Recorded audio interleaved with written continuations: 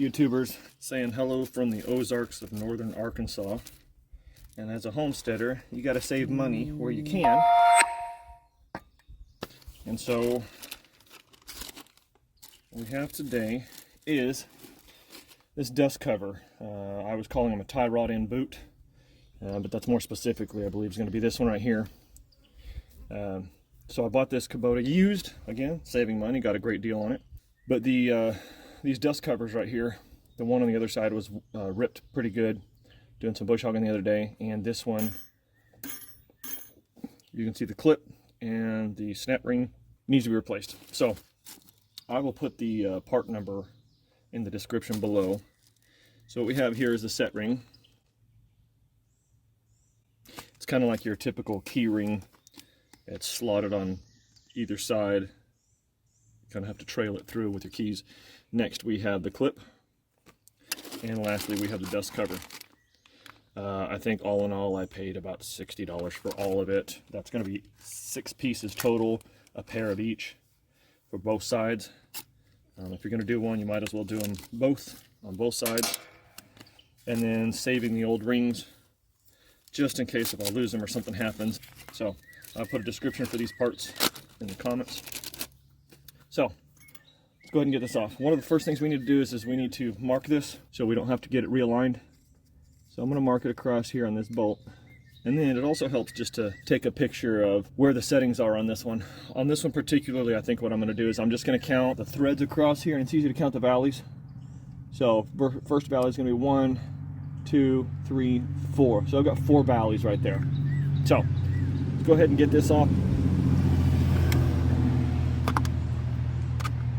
Yeah, that's too old. I don't think I'm going to keep that. So first things first, this is slotted right here. This needs to be broken.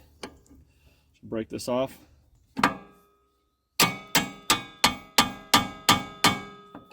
Okay, broke that free.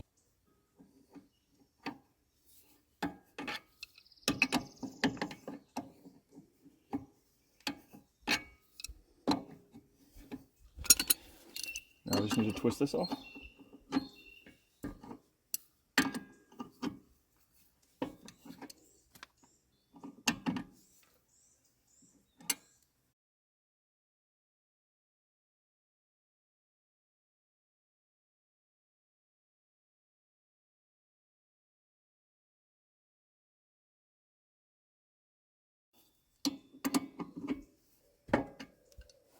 Okay, next, I'm going to get this socket off of here, or this bolt off of here.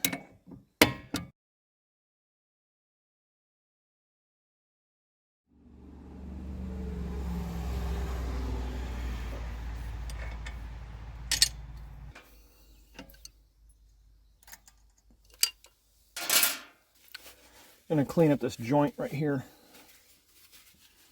ball socket, and then we will grease it up before we put it all back together. The other side had a lot of debris in it because I had ripped it yesterday and didn't realize it till this morning.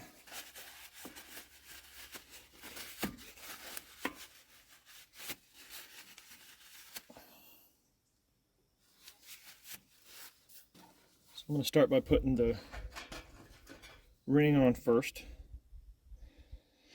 It's easy if you have a small flathead screwdriver to start this. So get it up over this lip. This is going to be the lip that the boot sits in, the dust cover. We're going to go way over that for now. Just going to spiral it on.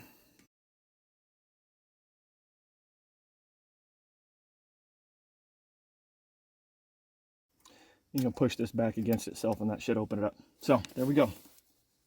Next, grease up that ball socket. And next, the boot. Start on the bottom and the back side because it's harder to see if we can get that side started on. The front and the top will be easier. Start down under here.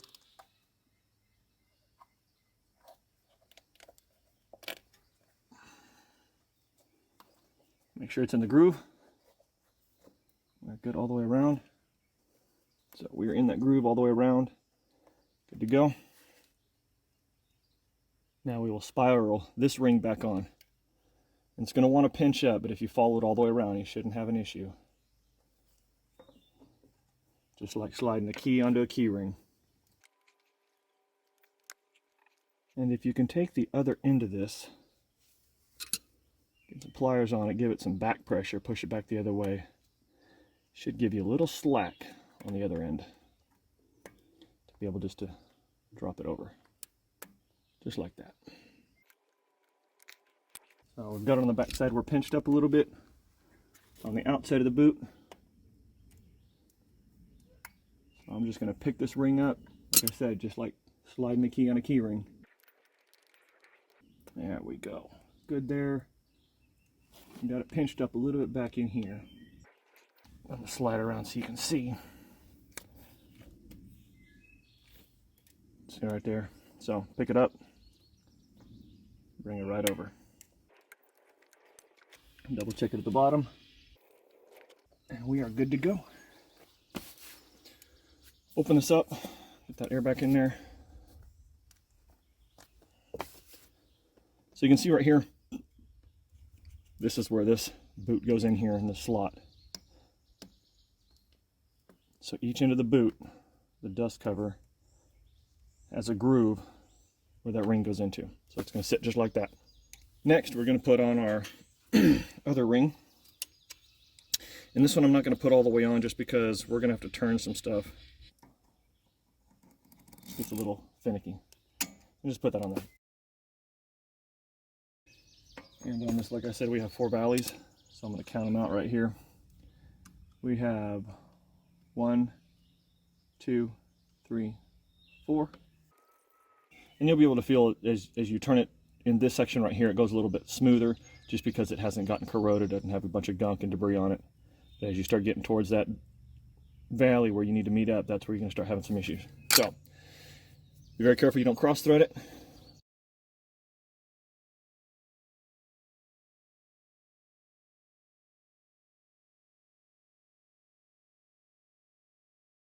It's a little bit off.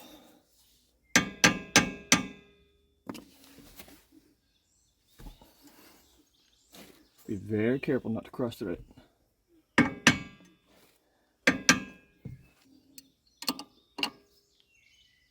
You should feel it pop into place once you get those threads in.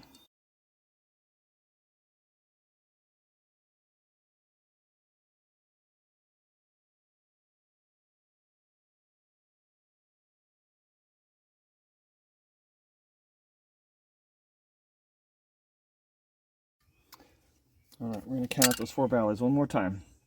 So over here, 1, 2, 3, 4. We are right on it.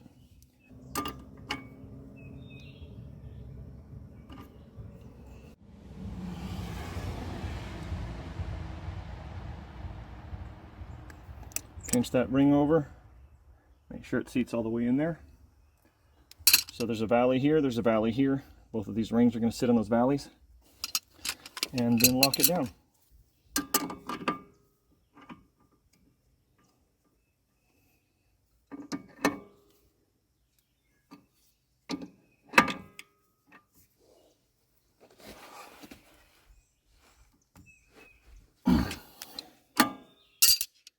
There you have it. Kubota L4400. I'm sure that this boot will match several models. You'll have to do your research to find out exactly which one it is. And for the parts, like I said, I will put a link down below or the description of the model numbers, the part numbers for these. Factory from Kubota. Hope that helps you guys. Hope you learn. Hope you save some money. Like I said, when you're out there homesteading, doing your own thing, every penny that you can save, better off you'll be. Hope you guys enjoyed.